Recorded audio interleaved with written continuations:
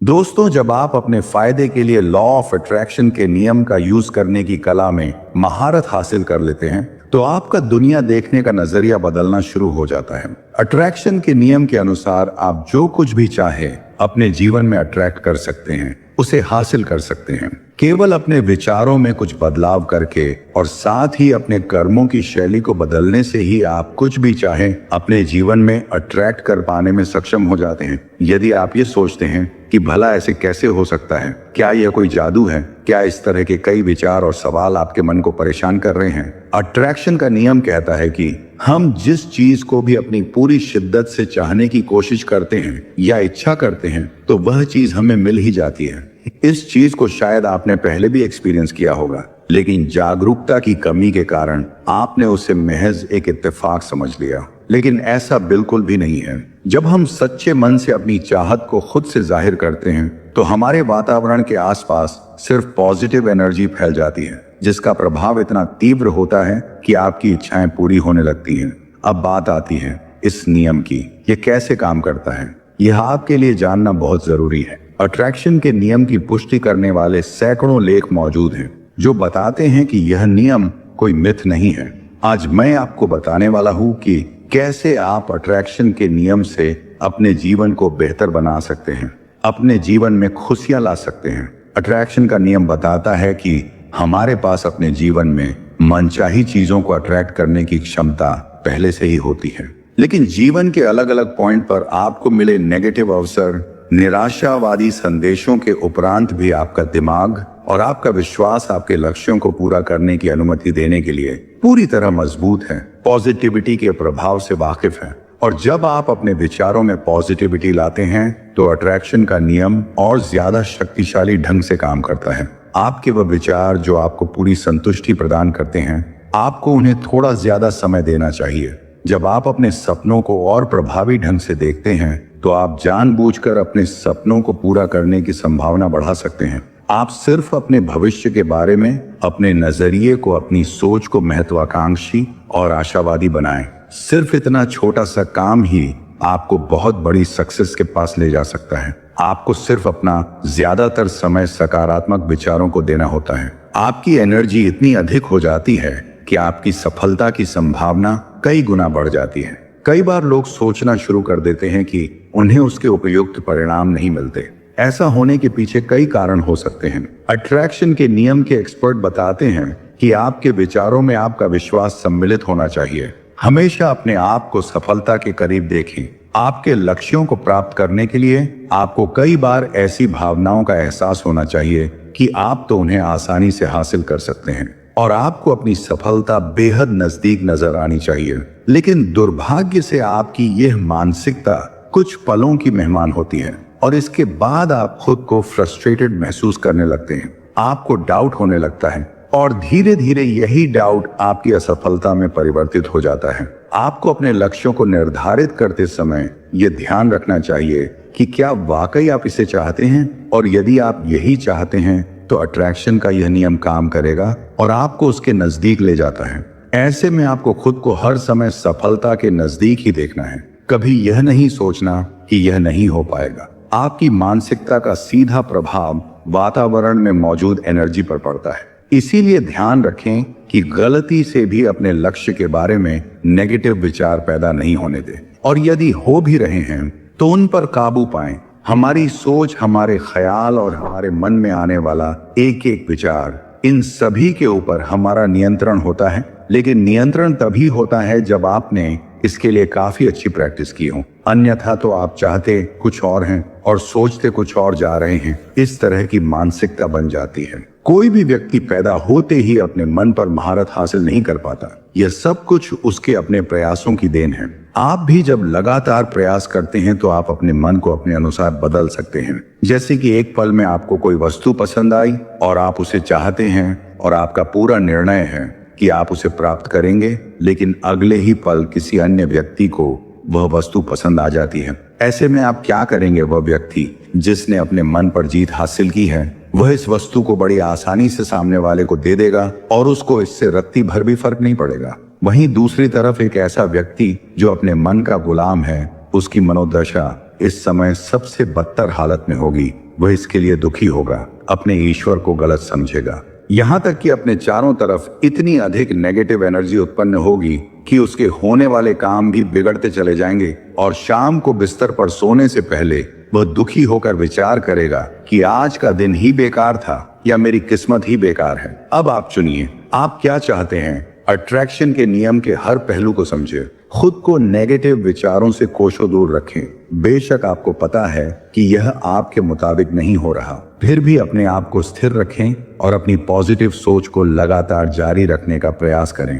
अपने ध्यान का केंद्र बदलें, परिस्थितियां अपने आप बदलेगी। जब आप ठीक महसूस नहीं कर रहे होते हैं, उस समय आपके मन में निश्चित ही नेगेटिव एनर्जी का भरपूर प्रभाव होता है। असल में जो स्थिति है वह उतनी बदतर होती नहीं है जितनी कि वह आपको लगती है या महसूस होती है। ऐसे में आपके ध्यान का केंद्र ही यह तय करता है कि आप किस तरह की एनर्जी का उपयोग कर रहे हैं और उसी के अनुसार आपका मन काम करने लगता है। वही यदि ध्यान का केंद्र कुछ पॉजिटिव विचारों के साथ है तो यह आपके मन में नई एनर्जी और स्फूर्ति का संचार होने लगता है। जब आपका ध्यान का केंद्र यानी कि वह विषय जिसके बारे में आप विचार कर रहे हैं, उस विषय को किस नजरिए से सोच रहे हैं, आपका नजरिया उस विषय के प्रति पॉजिटिव है या नेगेटिव। यदि आपका नजरिया नेगेटिव है तो आपको नुकसान उठाना ही पड़ेगा और पॉजिटिव है तो आपकी सफलता की संभावना बढ़ती है। इसीलिए यह जरूरी है कि आप अपने ध्यान के केंद्र को पॉजिटिव रखें और यदि यह नेगेटिव है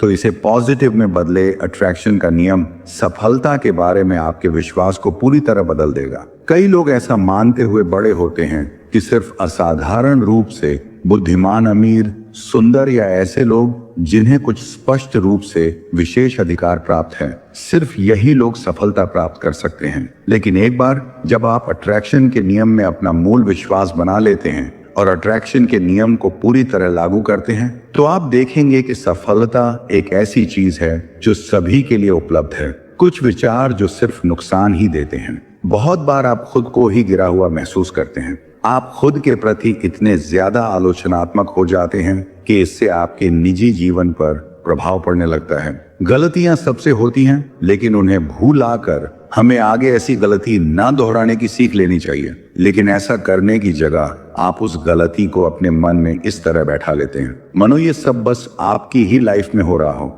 अगर इतनी ही एनर्जी आप अच्छे और सकारात्मक विचारों में लगते हैं तो आपको सक्सेस होने से कोई भी नहीं रोक सकता है। लेकिन वही ख्याल समय समय पर आपको तंग करते रहते हैं। कई बार आपके मन में ऐसे पुराने विचार आते हैं जो आपको पूरी तरह नेगेटिविटी से भर देते हैं। ऐसे समय में आपको कुछ भी अच्छा नहीं लगता और आप अपने लक्ष्य के प्रति गैर जिम्मेदार होने लगते हैं। धीरे धीरे आप पूरी तरह नेगेटिविटी के चंगुल में फंस जाते हैं। हर दिन जाने कितना ही समय हम फिजूल में बर्बाद कर देते हैं। यदि आपके पास हर दिन सिर्फ 15 मिनट भी हैं तो इस समय का सदुपयोग आप ध्यान की स्थिति में प्रवेश करने से कर सकते हैं। सिर्फ 15 मिनट का समय निकालकर विशेष रूप से उन विचारों पर ध्यान केंद्रित कर सकते हैं जो यह दर्शाते हैं कि जब आप अपने लक्ष्य को पूरा करेंगे तो यह कैसा दिखेगा। इसे ही विजुअलाइजेशन प्रोसेस कहा जाता है और अट्रैक्शन के नियम का पहले काम यही है। इस प्रोसेस को करने के लिए समय या एनर्जी के बलिदान की आवश्यकता नहीं होती है, लेकिन निश्चित रूप से यह कई प्रमुख फायदे प्रदान करता है। अपने सपनों के बारे में सोचना और उनके संभावित परिणाम का विश्लेषण करना महत्वपूर्ण है। अगर आपको पता है कि आप जो काम कर रहे हैं उसकी सफलता किस तरह की होगी तो आपको निश्चित ही उस पर विचार करना चाहिए और उन पलों के साथ कुछ समय बिताना चाहिए जब आप खुद को सफल महसूस करते हैं। दोस्तों, कॉन्शियस माइंड और सब कॉन्शियस माइंड के बारे में आपने कहीं ना कहीं सुना या पढ़ा ही होगा कि चेतन मन और अवचेतन मन क्या है। और अगर आप कोई भी बात अवचेतन मन में पहुंचा देते हैं तो वह बहुत आसानी से पूरा हो जाता है। ये सच भी है क्योंकि अवचेतन मन सीधी और बहुत शक्तिशाली होता है। तो क्या आपकी बात अवचेतन मन तक पहुंच पाती है? जी नहीं, बहुत से लोगों की बात अवचेतन मन तक नहीं पहुंच पाती है। तो ये अवचेतन मन असल में क्या है? अगर हम ये जान जाएंगे तो शायद अवचेतन मन तक बात पहुंचाना आसान हो जाएगा। कृपया इस चैनल को सब्सक्राइब करें और अपने दोस्तों के साथ शेयर करें।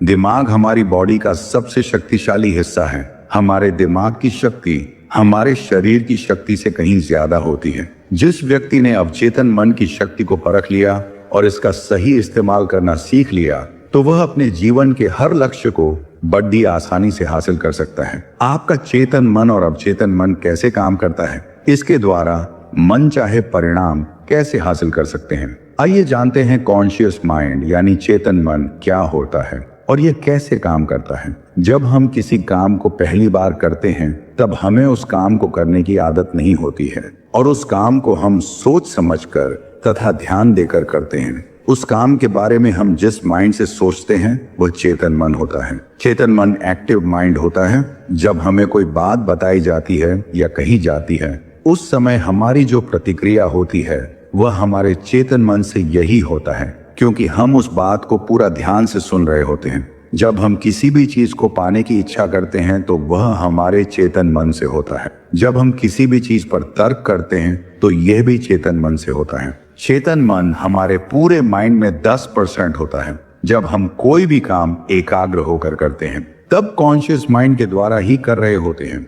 अब बात करते हैं सबकॉन्शियस माइंड यानी अवचेतन मन की। जब हम कोई काम करते हैं जिसके लिए हमें सोचने की जरूरत नहीं पड़ती, जिसमें हमारी आदत पड़ गई होती है, हमारा सब काम अपने आप होता है, तो यह हमारे अवचेतन मन से होता है। अवचेतन मन जब किसी चीज को मान लेता है, यानी अवचेतन मन ने मान लिया कि आपने कार चलाना सीख लिया है तो आप बिना डरे गाड़ी चलाते हैं। अवचेतन मन हमारे दिमाग का 90% उपयोग करता है। जो हमारे भविष्य को तय करता है वही अवचेतन मन होता है। जब हम कोई गाड़ी चलाना सीख जाते हैं तो हमें सोचना नहीं पड़ता कि कब ब्रेक लगानी है और कब गियर बदलना है। जब हम किसी भी चीज को बहुत दिनों तक याद करते हैं तो यह हमारे अवचेतन मन में याद होता है। चेतन मन और अवचेतन मन दोनों मिलकर हमारी जिंदगी को चलाते हैं।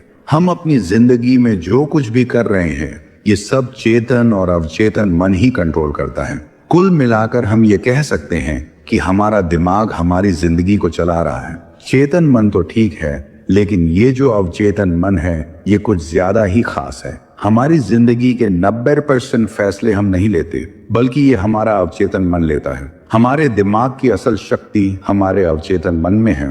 जरा सोचिए, 1 मिनट में हमारा दिल लगभग 70 बार धड़कता है, तो कौन है जो इसे कंट्रोल करता है कि हर मिनट में दिल की धड़कन इतनी बार करानी है? और कौन है जो हमारे शरीर के तापमान को बनाए रखता है? इसका जवाब है हमारा अवचेतन मन। ये हमारे दिमाग का पावर हाउस है और यही तय करता है कि हम कौन हैं और हम कैसे करते हैं। हमारी जो आदतें हैं ये भी हमारे अवचेतन मन से संबंधित हैं। जैसे रोज इंटरनेट इस्तेमाल करने की आदत है, तो यह आदत असल में अवचेतन मन में संग्रहित रहती है। हम लोगों को तो ये पता है कि आदत को आसानी से बदला नहीं जा सकता, परंतु ये नहीं पता कि इसका कारण क्या है। इसका कारण यही है कि यह आदत हमारे चेतन मन में नहीं, अवचेतन मन में संग्रहित रहती है, जो हमारे चेतन मन से कहीं ज्यादा शक्तिशाली है। हमारी जिंदगी में कई चीजें ऐसी हैं जो हमें पता होती है कि ये नहीं करनी चाहिए, लेकिन फिर भी हम वही करते हैं, क्योंकि हमारा चेतन मन तो जानता है कि इसे नहीं करना चाहिए, लेकिन अवचेतन मन को यह बात नहीं पता। तो आइए जानते हैं अवचेतन मन कैसे काम करता है।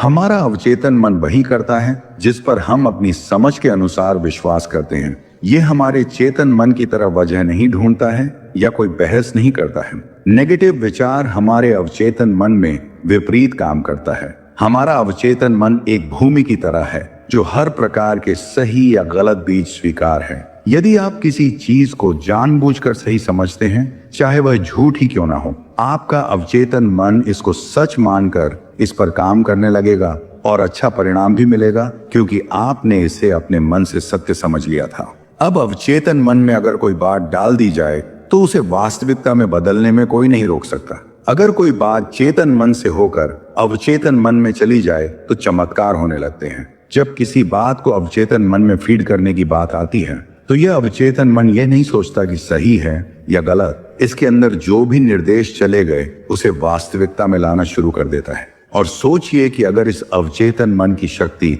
असीमित है तो ये क्या क्या कर सकता है। अगर आपने अपने अवचेतन मन से संपर्क करने के तरीके को सीख लिया तो आप नहीं जानते कि आप किस ऊंचाई को हासिल कर सकते हो। आप जो चाहे जीवन में वह कर सकते हैं। अवचेतन मन में अपनी बात डालने के अलग अलग तरीके होते हैं। उनमें से सबसे अच्छा तरीका है एफर्मेशन। जब भी कोई बात हमें बोली जाती है तो वह सबसे पहले चेतन मन में जाती है। और तब चेतन मन तय करता है कि वह बात हमें अब अवचेतन मन तक पहुंच चाहिए या नहीं। अगर वह बात चेतन मन को तर्क में सही लगती है तो वह हमारे अवचेतन मन को भेज देता है। जैसे मान लीजिए कि अगर कोई भी पागल इंसान ने आपको बोल दिया कि तू जिंदगी में कुछ नहीं कर सकता, तो आप उस पर ध्यान नहीं दोगे क्योंकि आपको पता है कि वो पागल है। आपका चेतन मन भी उसे नजरअंदाज कर देगा। लेकिन अगर एक टीचर जिसकी आप बहुत इज्जत करते हैं, उसने आपको गुस्से में आकर बोला कि तू जिंदगी में कुछ नहीं कर सकता, तो आपका चेतन मन उसे बहुत गंभीरता से ले लेगा क्योंकि आपको पता है कि वह टीचर है और उसने बोला है तो उसमें कोई बड़ा कारण होगा। और इसी सोच चलते आपके चेतन मन को लगता है कि यह बात जरूर खास है, इसलिए वह इसे अवचेतन मन में भेज देता है। वह ये नहीं देखता कि यह बात पॉजिटिव है या नेगेटिव, ये बस उसे भेज देता है। इसलिए जो हमेशा नेगेटिव बातें सुनते हैं और नेगेटिव माहौल में रहते हैं, वह लोग आगे नहीं बढ़ पाते। पर देखा जाए तो ये चीज पॉजिटिव बातों पर भी लागू होती है। अगर कोई बड़ा इंसान आपकी तारीफ करे और आपको उत्साहित करे तो आपको बहुत अच्छा लगता है। और ज्यादातर लोग जो पॉजिटिव बातें सुनते हैं और पॉजिटिव किताबें पढ़ते हैं, वह जिंदगी में कुछ ना कुछ अच्छा कर ही लेते हैं क्योंकि उन्हें ज्यादातर पॉजिटिव बातें बोली गई थी। और यह पॉजिटिव बात जब चेतन मन में जाती है तो वह बात अगर खास होती है तो वह उसे अवचेतन मन में भेज देता है और असल जिंदगी में वही होने लगता है। इससे यह पता चलता है कि जब भी कोई बात हमारे चेतन मन में बार बार हिट करती रहती है तो वह हमारे अवचेतन मन में चली जाती है। इसीलिए यह कहा जाता है कि हमें हमेशा पॉजिटिव सोचना चाहिए और नेगेटिविटी से दूर रहना चाहिए।